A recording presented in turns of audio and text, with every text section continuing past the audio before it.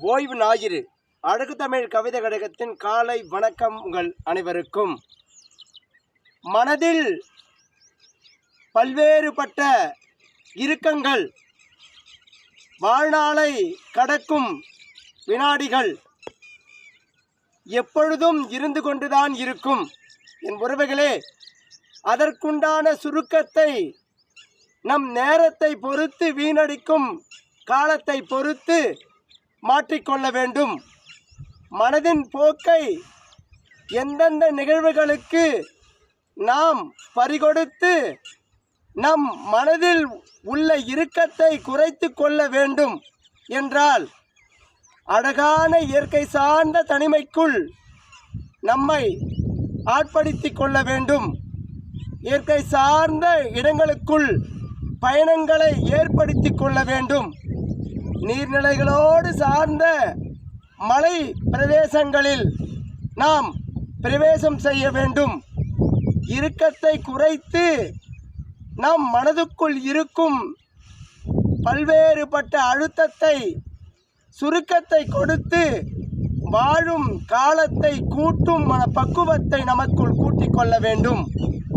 தினம் தினம் ஒரு பதிவு அழகு தமிழ் கவிதை கழகத்தால் வலம் வந்து கொண்டிருக்கின்றது என்றால், வாழ்க்கையை இயற்கையோடு கொண்டாடுங்கள். அந்த இயற்கையோடு இருக்கும் பொழுது வாழ்க்கையை உங்களுக்கான தருணங்களாக மாற்றிக்கொள்ளுங்கள். இறுக்கத்தை துளைத்து வாழ்க்கையில் நெருக்கத்தை, மனதின் வலியை குறைத்து உறவுகளின் பாலத்தை இணைக்கும் பக்குவத்தை உங்களுக்குள் அறிந்து கொள்ளுங்கள்.